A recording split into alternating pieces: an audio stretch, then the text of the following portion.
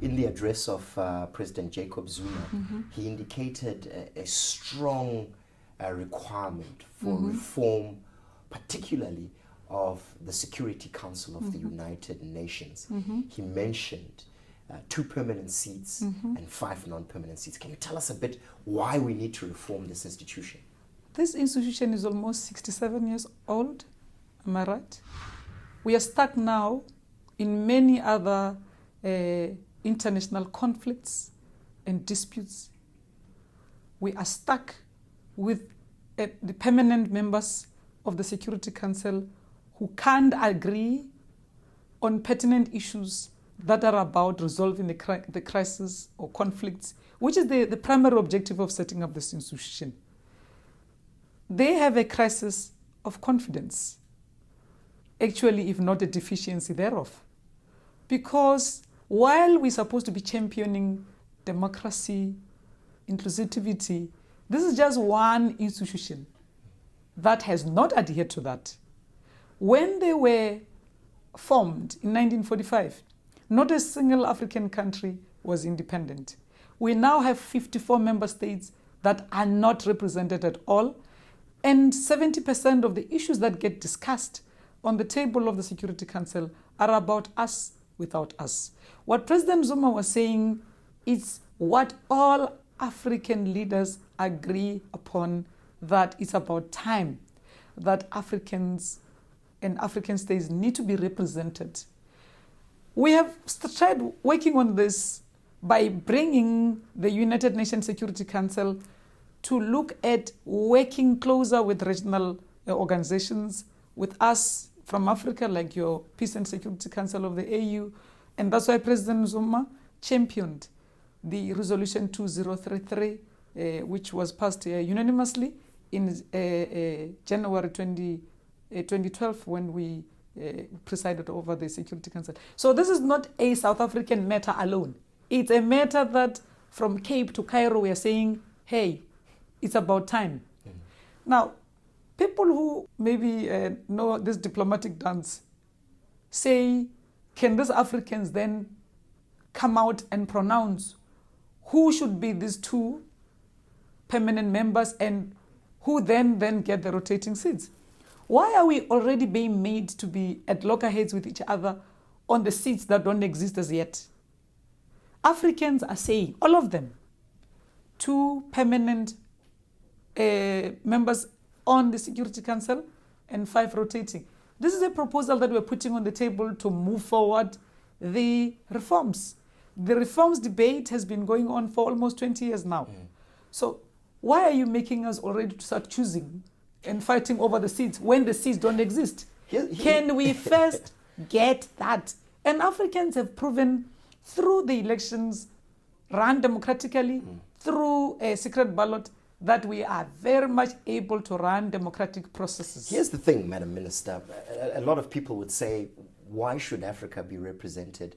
The current 5 permanent members with veto powers appear to be the countries that have the greatest capacity to resolve issues relating to peace and security globally, to resolve issues relating to economic affairs. Why must African countries now find a seat here? Why not leave these P5 to continue doing their work? Chris, as we are sitting here, they themselves, the permanent members, are confirming that we have lost more than 30,000 lives in Syria. And they still can't agree on how to work on working with the people of Syria to get a made in Syria solution. Is that resolving issues? I mean, the list is endless. I can go on and on. We now have the global economic and financial crisis. Are we getting solutions? No. So I think really the proof of the pudding is in the eating at the moment, because I'm not saying they don't have the capacity, but I'm saying it has become so embarrassing that they are stuck to what was a decision in 1967 in 2012. So we think the time is not only now, it should have happened yesterday. Here's a direct question for you then, Minister. Yes. Is South Africa one of those countries that should have a permanent seat in the Security Council? South Africa, as a member of the African Union, by the way, in the African Union, all member states, the 54 of them, have equal rights.